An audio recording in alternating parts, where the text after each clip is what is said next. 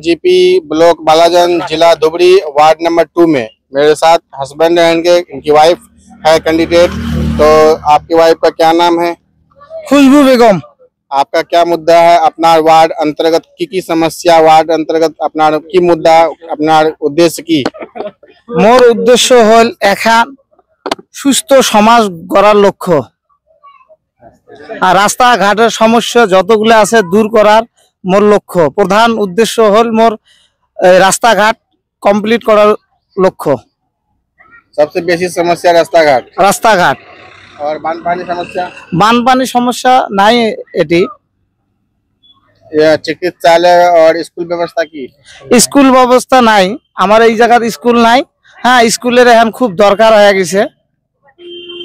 और ration card, वृद्धा pension, बुढ़ापा पेंशन, आयुष्मान कार्ड व्यवस्था খুব কম সংখ্যক আছে আমার এই জায়গা এলে দেওয়ার জন্য মুই প্রস্তুত আর কি।